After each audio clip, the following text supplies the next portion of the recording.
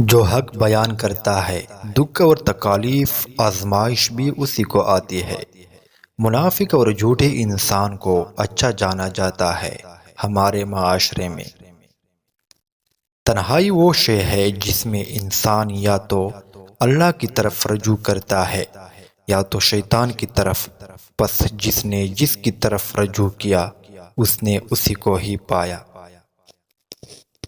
موسیقی ترک کر دو، فقط اس وجہ سے نہیں کہ میوزک حرام ہے، بلکہ اس لیے کہ جس ذات نے آپ کو سماعت بخشی اسے یہ پسند نہیں۔ اللہ کو ہماری دل کی بات سمجھنے کے لیے دلیلوں کی ضرورت نہیں۔ ہماری آنکھوں سے نکلتا ایک آنسو اس کی وضاحت کے لیے کافی ہوتا ہے۔ درد زیادہ ہو یا کم، اللہ ہمیشہ بہت پاس ہوتا ہے۔ مایوسی سے ہمیشہ بچ کے رہے، کیونکہ یہ وہ بلا ہے جو ہمارے اندر سبھی تتلیوں کو مارتی ہے اور پھولوں کو مسلتی رہتی ہے۔ جس طرح گناہ سے بچنا مشکل ترین کام ہے، اسی طرح نیکیوں کو آخرت تک لے جانا بھی مشکل ترین کام ہے۔ حسد اور غرور دو ایسے گناہ ہیں جو اگر ہزاروں سال کی عبادت بھی ہو تو اسے کہا جاتی ہے۔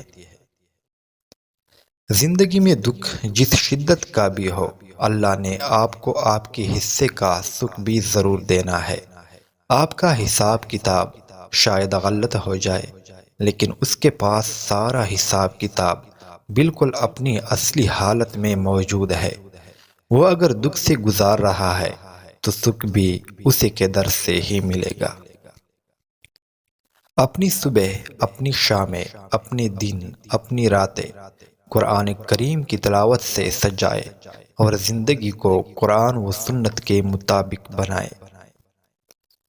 سنو اے اداس روح، جب ہم جنت میں پہلا قدم رکھیں گے تو دنیا کے سارے غم ایک پل میں بھول جائیں گے۔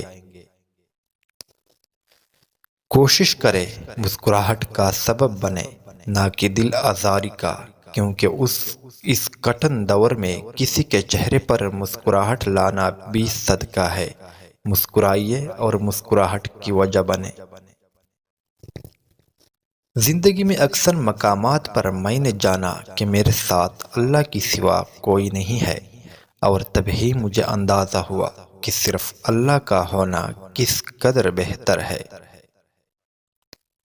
زندگی کا ہر وہ لمحہ جو سجدہ کرنا سکھا دے، ہر وہ درد جو اللہ کے آگے رونا سکھا دے، ہر وہ آزمائش جو اللہ کے قریب اور دنیا سے دور کر دے، یقین جانے آپ پہ اللہ کی عطا ہے، فضل ہے، نعمت ہے۔ کیا آپ جانتے ہیں اندھیرے ہماری زندگی میں کیوں آتے ہیں؟ کیونکہ ہم اللہ کا راستہ چھوڑ دیتے ہیں اور خود کو غلط بھی نہیں سمجھتے۔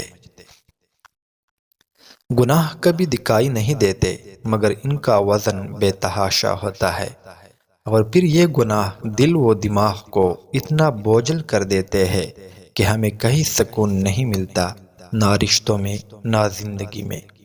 انسان کو حکم ہوا کہ اپنے نفس کو مارو، لیکن اس نے اپنے ضمیر کو ہی مار دیا۔ اگر انسان کو کوئی کام یا کوئی عبادت کرنے کی توفیق ملے ہے تو وہ خود کو دوسروں سے برتر نہ سمجھے، بلکہ اللہ کا ذکر کثرت سے کرے، کیونکہ وہ ذات کسی کو کچھ بھی دینے پر قادر ہے۔ غلط فہمی چھوٹی ہو یا بڑی اتنی زہریلی ہوتی ہے کہ سالوں پر محیط گزرے سنہرے پل خاک میں ملا دیتی ہے۔ رب ذوالجلال ہمارے دلوں کو بدگمانیوں سے محفوظ رکھے۔